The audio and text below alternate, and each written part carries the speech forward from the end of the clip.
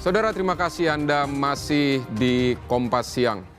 Tim gabungan Polsek Medan Timur dan Polrestabes Medan masih menyelidiki kasus penemuan paket berisi jenazah bayi yang dikirim menggunakan ojek daring.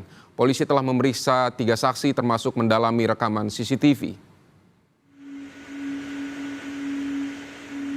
Saudara, ini adalah rekaman CCTV yang merekam detik-detik sepasang pria dan perempuan yang diduga sebagai pemesan ojek daring untuk mengirimkan jenazah bayi ke seputaran pemakaman umum di Jalan Ampera, Medan.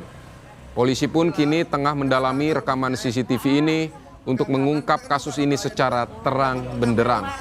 Kapolsek Medan Timur menyebut 3 saksi telah diperiksa.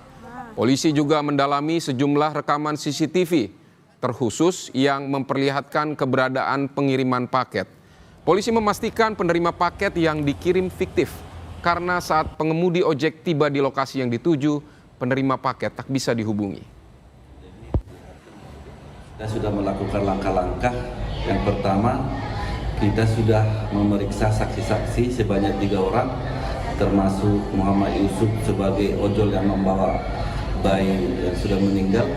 Kemudian kita sudah melakukan cek TKP ke awal di mana dia menerima pesanan barang tersebut.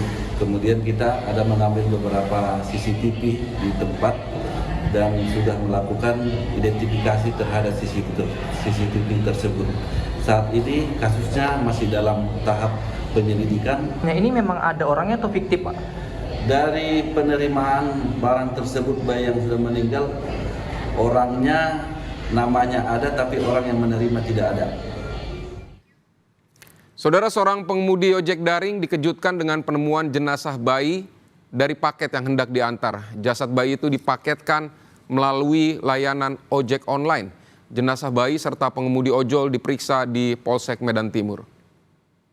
Aplikasinya di kuburan ini.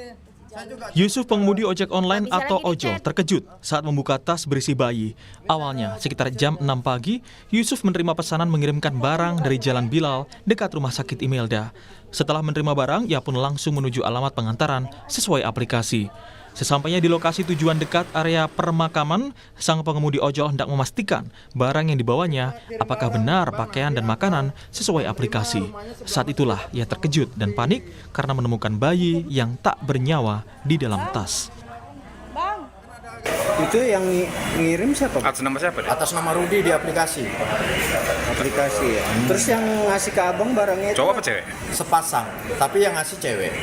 Sepasangnya. Itu di mana posisinya, dia ada di mana? Deket SPBU Bilal Uju.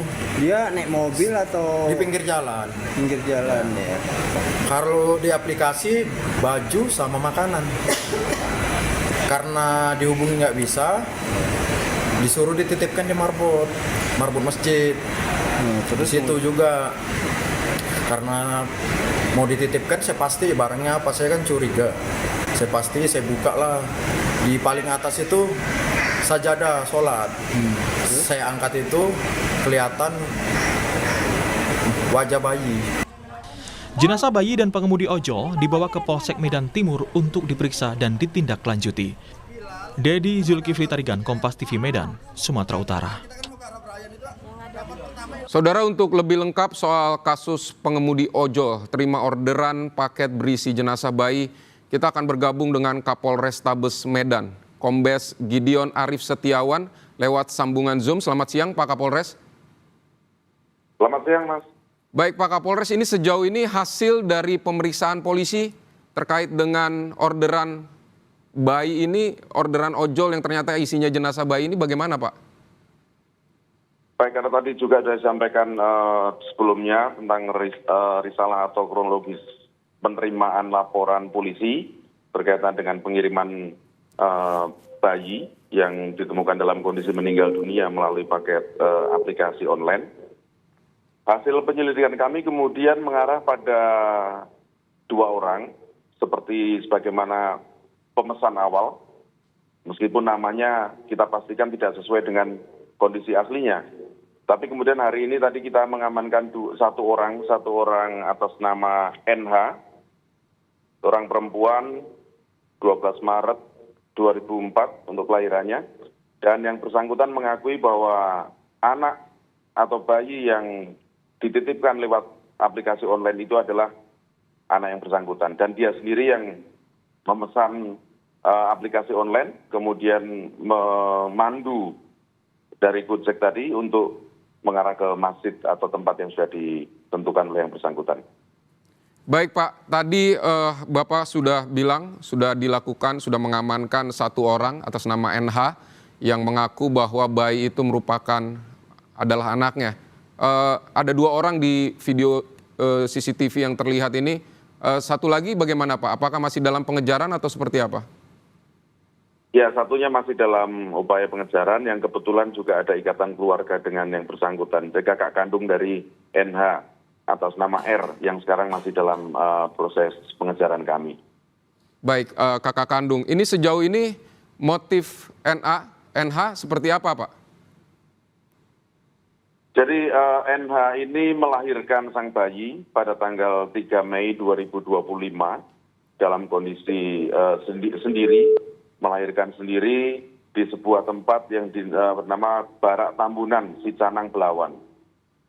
Melahirkan seorang diri, kemudian merawat bayinya sendiri, dan kemudian karena kondisinya juga prematur, maka pada tanggal 7 Mei 2025 sekira pukul 23.00 sang bayi meninggal dunia.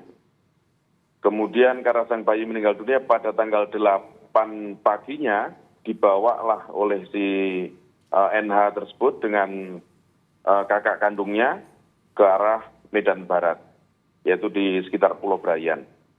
Lalu paginya pada tanggal 8 Mei 2025 sekira pukul 06.14 yang bersangkutan kemudian memesan Gojek untuk tadi mengantar bayi yang sudah meninggal tadi ke dekat pekuburan. Baik Pak. Kalau bayinya ternyata dia melahirkan kemudian bayinya meninggal dunia, mengapa dia tidak menguburkannya secara wajar begitu Pak? Secara baik-baik? Ya, itu kemudian yang menjadi ranah penyidikan kami, dan kami juga harus memastikan apakah bayi ini meninggal karena sesuatu yang wajar atau karena sesuatu yang tidak wajar. Maka kami menunggu dari otopsi yang akan dilakukan oleh dokter forensik dari Rumah Sakit Bayangkara. Berarti sampai saat ini hasil pemeriksaan bayi seperti apa Pak? Sudah adakah dugaan penyebab dari kematian bayi ini? Belum. Kami belum mendapatkan hasil autopsi karena autopsi baru akan dilaksanakan pada hari Sabtu. Sabtu besok ini ya untuk pelaksanaan autopsi. Nanti hasilnya kami sampaikan lagi. Baik. Apa ancaman hukuman dari pelaku bila terbukti bersalah ini, Pak? Ada beberapa konstruksi hukum memang. Kami harus memastikan penyebab kematian dulu. Karena itu kami harus menunggu hasil otopsi. Kalau terjadi atau terdapat dugaan kekerasan yang mengakibatkan meninggalnya bayi, maka pasalnya menggunakan Undang-Undang Perlindungan Anak, pasal 80, yang tentu itu lebih berat. Paling tidak hukumannya 15 tahun. Tetapi kalau ada sebab lain yang mengakibatkan bayi meninggal dalam kondisi wajar, maka persangkaan pasalnya juga menjadi lain. Maka nanti kami akan pastikan, kami konstruksikan sesuai dengan fakta-fakta yang sudah dikumpulkan oleh penyidik. Baik, Pak Gideon, Kapolres Tabes Medan, terima kasih untuk keterangan Anda di Kompas siang hari ini.